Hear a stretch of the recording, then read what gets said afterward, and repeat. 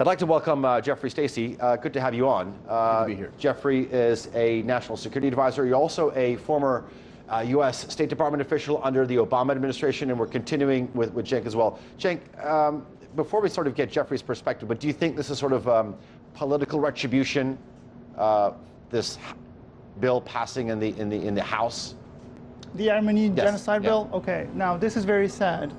Now, I'm not here to defend anybody, but I have to say that this bill has been awarded by the Turkish diplomats for many decades. And the timing of this bill passing at the House of the Representatives tells us only one thing, that it's been weaponized against Turkey. Now, above all else, this shouldn't be welcomed by the Armenians themselves for their case to be passed under such circumstances. Why not? Because this bill did not pass for the sake of the genocide itself. It passed as a punishment to Turkey for its operation into northern Syria. Mm-hmm. Jeffrey, when you were working with the State Department under the Obama administration, this was something that that administration sort of carefully weighed every option. And every year, it's not been a recent issue. For decades now, it's been coming up, and every year they say it comes up in April. And they refer to it as a great tragedy, but this is the first time that it's being referred to as a genocide. Right. Well, I think you're noticing the timing of this, and certainly it really is a symbol of the displeasure of Congress with what's happened in northern Syria, the Turkish operation against the American allies, the Kurdish forces. And that disagreement with what the view is in Ankara is at the bottom of this gesture.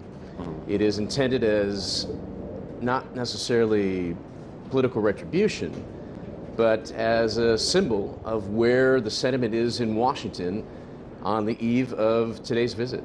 Okay, but it's important to note this is sort of a non-binding measure. It still has to go through Congress and possibly, but Jeffrey, now that we have you on, because you've worked in a previous administration, talk to us on how you see this current administration's attitude or approach to Turkey differing from the time when you served under the Obama administration.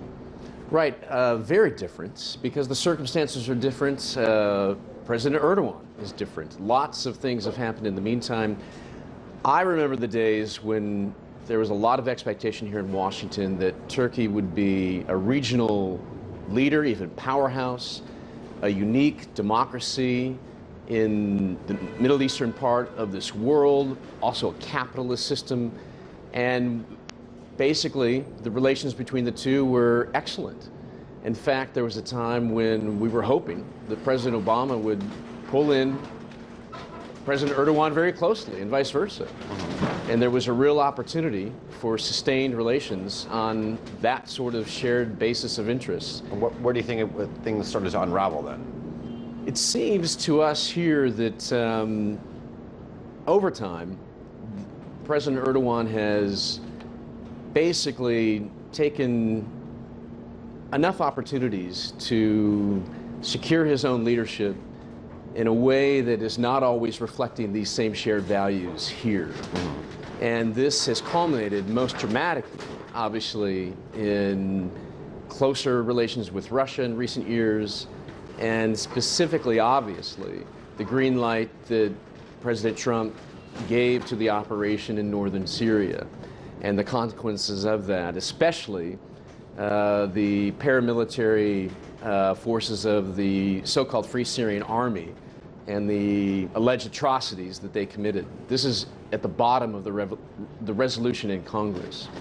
So what Erdogan needs to do basically today is find some way to make a gesture, to, in a way, reach out to, because we have to split your question, really. This administration has the president, who's very close to President Erdogan, and it has even cabinet officials, not just Congress, but cabinet officials and throughout the State Department and Defense Department who have a different view. And so what you need is really, hopefully, in this meeting with Republican senators today, that there is a kind of coming together, and hopefully President Erdogan will have a kind of gesture along the lines of possibly helping rebuild some of the areas in northern Syria where the Kurdish civilian forces lived before the operation. Okay, Jeffrey, because before we sort of move on, we don't have a lot of time left, but I want to get your opinion. Do you think it's because of a shift in Erdogan's policies and his character, or is it a shift in U.S. policy that we're seeing sort of a divergence in the common vision? There is not one dimension of the deterioration of the relations along the course of time. Now we have to think of the coup attempt that Turkey experienced in July 2016. President Putin of Russia was on the phone with Erdogan on the same day to offer his support against the coup plotters. But there is this perception in Turkey, and I cannot say that it's completely baseless, that the United States was sitting on the fence. And it took some time for them to say anything at all. And right now, the coup plotters are finding a safe haven in the United States, and this is a deal breaker for Erdogan. So yes, relations went south, but it's not easy to blame it on only one side.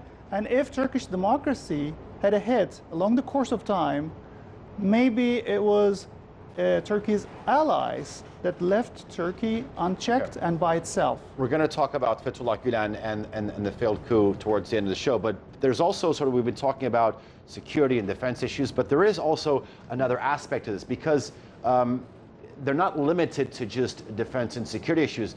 We have a criminal case that is being sort of built up against one of Turkey's largest banks, the majority state-owned Halkbank. It's being accused of conspiring to evade sanctions against Iran. Now, last month, an indictment was filed in a Manhattan federal courtroom with prosecutors accusing Halkbank of participating in a wide-ranging plot to violate prohibitions on Iran's access to international financial systems. Now, obviously, again, could this be a timing issue, you think? Partly, it could. I mean, this has been simmering for some time. And this administration here obviously has taken a much harsher line. So that change is here in Washington, primarily. Putting Iran on notice, as former National Security Advisor Michael Flynn did right when they took office, is part of everything that led to and culminated in leaving the Iran deal and then applying this campaign of maximum pressure. Now that is something that moderate Republicans in Congress opposed just as well as Democrats in the administration where I served. In essence, we have a situation in Iran that is not being dealt with consistent with our understanding over time, successive administrations of the American national security interest here. But interestingly, this bank, and there are others in the region that have gotten caught up in allegations related to sanctions busting. If I were Iran, I would be doing the same thing. So that's in a way understandable, but the timing of this, you're right, it is a way that part of the administration that is slightly disparate from how the president thinks is looking at this opportunity to essentially push an issue that has been simmering for some time. Cenk, I'm curious because one of Halkbank's former executives, Hakan Atilla, was actually charged earlier in 2018. Yes. He was found guilty. He served his sentence.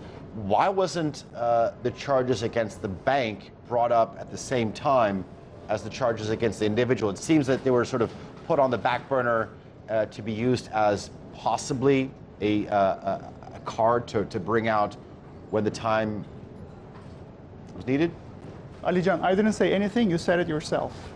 Now, yes, I'm not an expert on the legal issues, especially US legal issues, but from a political perspective, up until 2 weeks ago, I believe it could have been within the reach of the political sphere. But as far as I can observe right now, it is in the field of the justice system. So I cannot really know, maybe Jeffrey can help me with this, that how can the politicians, Trump or anyone else, to mingle with another branch of the state here in the United States, which is the judiciary. Now, this is a separate case. It is an imperative case for not only Turkey, but also for Trump, because again, these are leaders who are businessmen with a businessman mindset. So anything bad for business, I believe, is bad for them. So, and Turkish economy is not going through a great time at all. So I wouldn't think Erdogan would leave it at that without bringing it up today with Trump to see, and I would really be curious about the answer, what could be done in terms of that, and plus other issues like other possible sanctions. And if we do have sort of time to actually talk about that, we'll talk about those trade targets, because President Trump and Erdogan has actually talked about that. But